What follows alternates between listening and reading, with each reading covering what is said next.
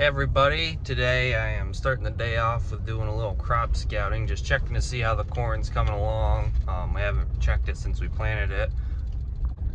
So I was just up over there on that hill. We disked those fields and that corn's coming in good. This corn here was planted May 8th and it's looking fairly good. It looks a little thin in spots, but I think it's just some of the corns it's not all at the same stage. But checking this field now, I don't see much corn coming, but I'll have to go out and look, maybe dig for some. We just got these fields sprayed a couple days ago, so the grasses will start dying now. So right here you can see one of the rows, and then here the corn just starting to push through here. So another couple days of heat and this corn will be looking good. Be able to see rows fairly good now. This field here was planted 2 different days, so the stuff on the edge and about from here over was planted on the 22nd of May, and this here looks fairly good. We'll walk out here and kind of see if we can tell the difference where planting was from different days. It's kind of hard to see. So this stuff here is what we call mare's tail. It's coming really bad in the last few years, and it seems to be just getting worse. There's just a million seeds on the thing. Once it gets bigger, Roundup doesn't kill it, but 2,4-D does. So there's a couple different sprays we can use to kill this weed. So right here I can see a pretty good row of corn, so I bet you it separates about somewhere in here. But yeah, this corn looks fairly good too. Like I said, we'll give this another week or two and it'll all look about the same probably. So that field way over there has soybeans in it. I don't think we sprayed that field at all yet. It was disc, so that kind of acts as spraying, you could say. It stops some of those weeds from growing and slows some of them down. So in another probably 3 to 4 weeks, we're going to spray that again. We want to spray some of these fields late enough so we can kill like this mare's tail and it won't come in again before the crop's canopy. Canopy is when the crops shade the ground so that nothing can grow, or it's hard to grow in the ground because it's not getting sunlight. In the middle of June, we typically side dress our corn, so that's putting urea on the corn so then it has an extra boost later on like it needs. So we're going to be probably pushing the end of June, early July this year when we're putting it on, because first thing is we're going away in June, and then the corn was planted later also, so we'll give it a little extra time to grow before we put that side dress urea on. This corn here was one of the last of the home fields we did. I can tell it's just starting to push through. And like I said, this stuff just got sprayed a few days ago, so it will be dying and we'll be able to see the corn a lot better. But yeah, this is just starting to push through in some spots, so yep, we'll give this another week and then it'll really be showing. One field I really want to see is this one right here. This was planted a month ago yesterday because it was dry then. We wanted to get it in while it was dry because the weather wasn't going to turn off wet, it looked like. This field normally lays wetter, so I'm gonna see how it's growing. It probably should be taller than it is if it is growing, but we'll tell when we get over here. Worried we were maybe gonna have to replant some. Okay, I can see it a lot better now that I'm actually standing in it. This looks all right. Definitely not the best, but you could tell this field was sitting in some wet conditions for quite a while. So we'll walk out in here a little ways and see how that's looking. So if any of you guys watch 10th Generation Dairyman, he just had a video on slugs were eating his crops. We have slugs in our, or had slugs in our soybeans fairly early on. I think they're really dying out now because the weather's turning off a little drier. We never saw much in the corn, but I think this field is definitely going to need replanted out in this area. I am looking out and I don't see a single plant here, but I just dug up a little spot and there's a slug right here. So these little guys right there, I don't know if this one's still alive or not, but wonder if with the spray he might have died out. But yeah, when we get the planter back from planting that other guy's corn, I'll have to come out here and replant this field. So kind of expected that with how much rain we ended up getting early on. So there was a lot of water laying in this field, so a lot of corn drowned it out probably, and slugs got it. So it's just one of those things you deal with. You never know what the weather's gonna do. Overall, the corn looks pretty good. The one thing I'm really only seeing is uneven emergence and like different stages of corns accurately. That's just something you deal with wet weather, planting it when fields aren't, I guess, in perfect condition, and just things like that. Over there, I saw one spot where the trench didn't get closed just enough, so the corn is still growing, just coming up at different stages. That's one thing with the wetter weather, or wetter ground, I'd say. It could have opened back up again too, so. But yeah, overall, corn's looking decent. Beans are looking really good, so I'm excited to see what the rest of the year holds. Looking off on the road there goes a chopper. I don't know whose that is, but definitely chopping season around here. We haven't chopped yet. Things are a little behind, but hopefully in the next week we can get things chopped. Out this way, this corn was planted 1 month ago today. This is looking like to be our best field right now. It's looking really good. Every day it looks better, and once we put some urea on it, it'll look even better. Urea is nitrogen, so we'll put a different amount on depending on the field, with how much we think it could need. Urea is something, or nitrogen overall is something that can, like urea can't go right into the ground, it'll disappear in the sun. It'll like evaporate, so we need to put the urea on sometime when it's gonna rain. So we could put it on now, but the weather is looking like 50% chance of rain once or twice, and I'd like a chance of rain higher than that before we did put urea on.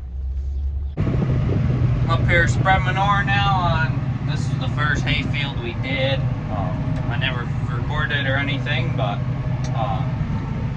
yeah, we got it spread on hay fields now because all the corn fields have got corn growing in them now. So be nice to get some more hay off sometime, so then we got some other places to spread. Looking like this week we should be able to get a fair amount of hay done. The weather's looking like it's finally going to cooperate, and looking like maybe tomorrow or Monday we're going to mow some hay, hopefully. Coming down the hill here, a deer just crossed me that way, and there's another one right on the other side of this tree here, looking to run by me. Oh, there she goes. So it's the next day now. We're getting ready to chop haylage this week. So last night I moved some stuff that was in front of the blower right there, and then I gotta move this gravity box here. Gotta pull it forward, then go around on the other side of the shed, hook up to the blower, and then hook it up to the silo. We've got another blower over here too, but this one's not in as good a shape as the other one. And haylage doesn't blow as easily as corn silage, so we use the one that's in better shape. So I'll grab the silo pipe here, throw it inside the blower, so then it'll just go right over there with me. We're here backed up to the blower. I tip the hitch down where I can hook up. The way it works is this, where am I at, right? Can't see it. That thing next to the PTO shaft right there I'm pointing at, that's, you twist that and that will tip the blower up and back, because when you set up to the silo, you want it to be as level as it can, and the pipe to be as straight as it can up through. So, yeah. There's also things on each tire you can twist as well, because when that pipe sits on the blower, that's what you want to be level. I got the pin in now, so we're ready to get it over there. We'll grease it up probably tonight or tomorrow, but chances are when we are going to chop is when I'm gone at the State FA convention this week, so won't be able to get much footage of that, unfortunately, but yeah, hopefully everything goes well. So we got the blower hooked up to the silo.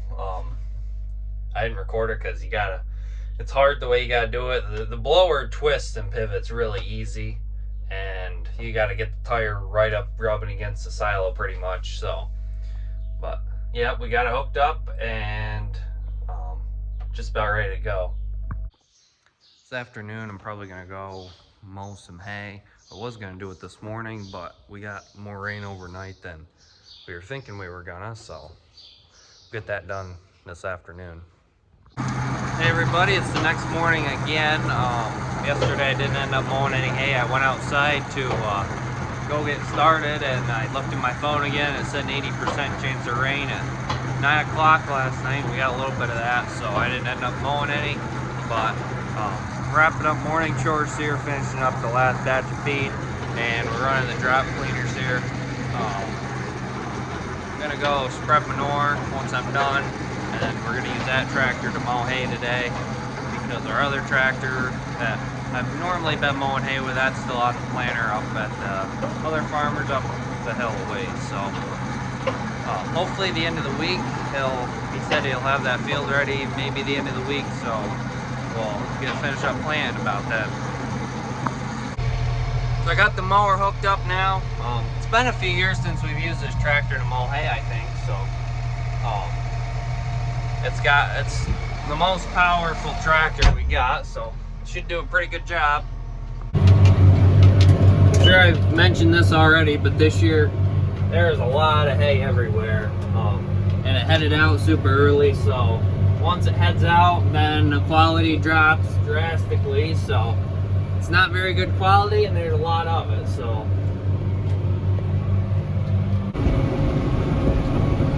this field I mowed about a week and a half ago probably, and I went around it 4 times and it was too wet, just like that spot down there. A lot of it I couldn't bale either because it was still way too wet.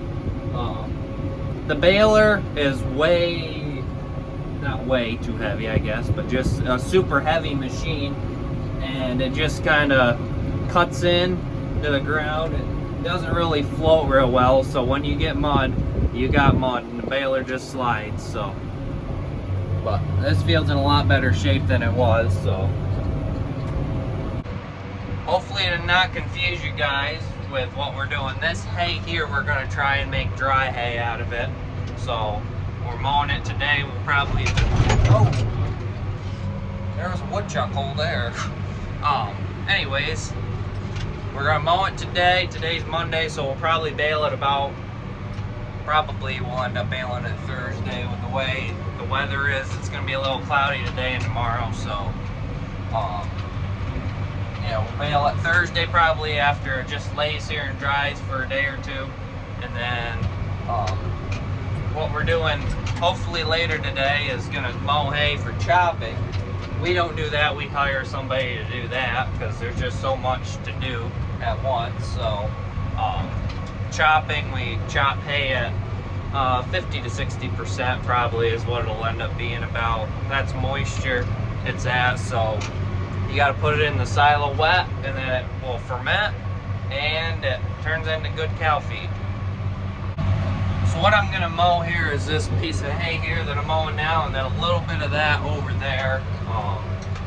Since I'm gonna be gone these next 2.5 days for FFA state convention. It's just gonna be Dad here, and with chopping, we don't want to put a lot of hay on the ground because we're not sure exactly which day we won't be able to do the hay. So yeah, we're just gonna do a little bit for now. We finally have some dry weather. It's looking like about 10 days here. The end of the week on Friday.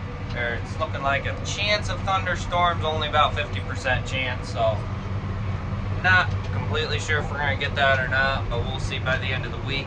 So that day would be a good day to probably mow more hay. So our goal is to get most of our hay done before we head out west to Utah. So we're gonna be really pushing it there for a while, and there's a good chance we might be able to get most of it done. So we'll see. It's looking like the sun might actually come out to the west. It's really clearing up, which is good.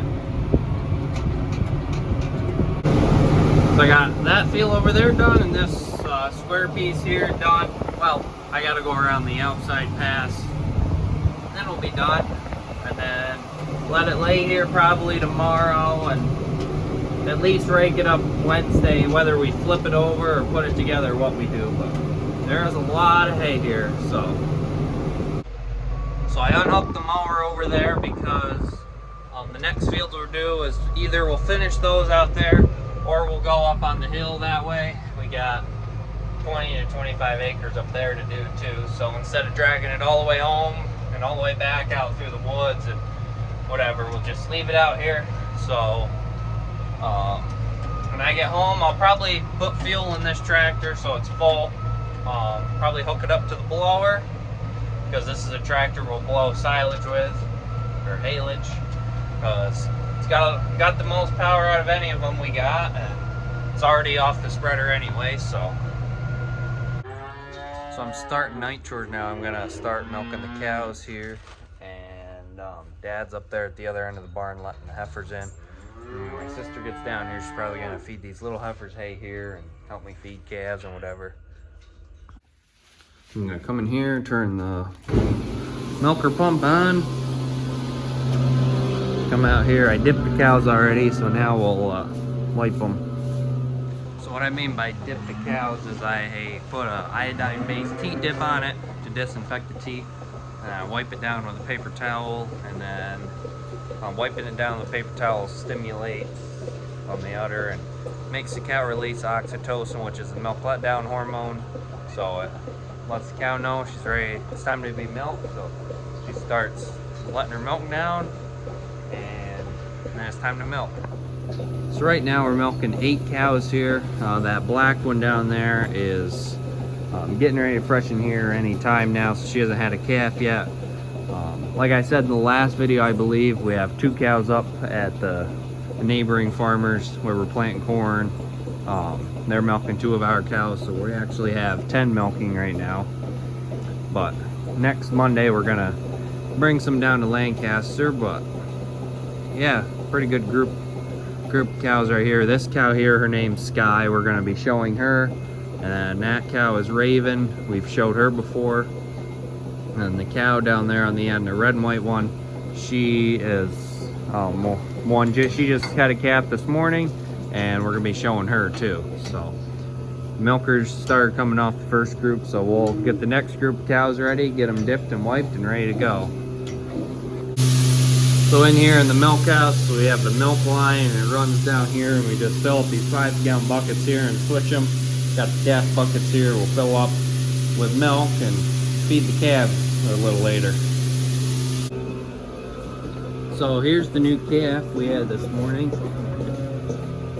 Red and white heifer calf, so that's good. We always hope for heifer calves. This is her mom right here. So this will be the second time of her milking. So the first milk from a cow was called colostrum. So that milk has a lot of antibodies in it, and it helps the calf.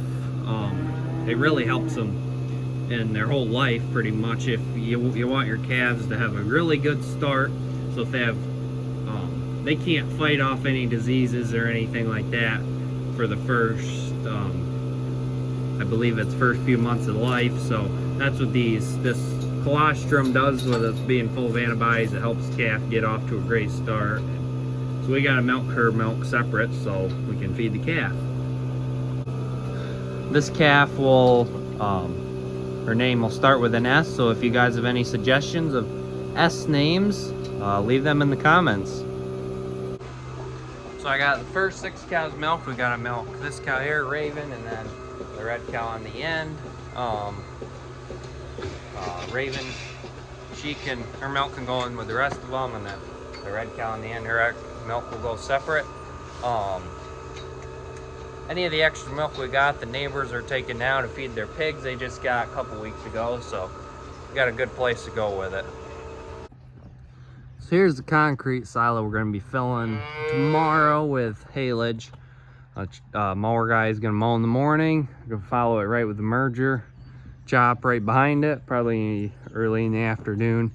I got to hook the tractor up to the blower yet. I got it sitting up by the diesel barrel. Right over there by the road. Got to fill it up with diesel, and then it'll be ready to go. I got the blower all greased and silo and loader's up. Got to put the silo and loader up in the dome every time you go and fill it. So this silo's an 82-foot silo. We're thinking we'll probably get it between a third and half full, so it's gonna be quite a bit of feed, more than we really need right now, but we really don't want to make all that hay dry, so we're gonna chop some of it because we can use it. So I'm feeding calves now. This here is a Hereford calf. We had a neighbor that this calf's mother wasn't taking care of it, and they didn't want to put much milk replacer into it because milk replacer is very expensive. So we bought the calf off of them, and we're gonna raise it up now because we have lots of milk. So he's drank enough now. He doesn't want to drink very good right now because I don't know, beef calves are a little more nervous than the Holstein ones. So I fill his bucket all the way full so he kind of tastes the milk a little quicker, but he's drank quite a bit already.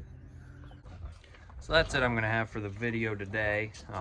Just gonna finish up feeding calves and put that tractor on the blower, and gotta go finish packing because tomorrow morning I'm leaving for the state convention for FFA. So competing in agronomy, where I got a team. So yeah, I'll probably edit this video either tonight or on the way there tomorrow. We'll see. So yeah, thanks for watching, and we'll catch you in the next one.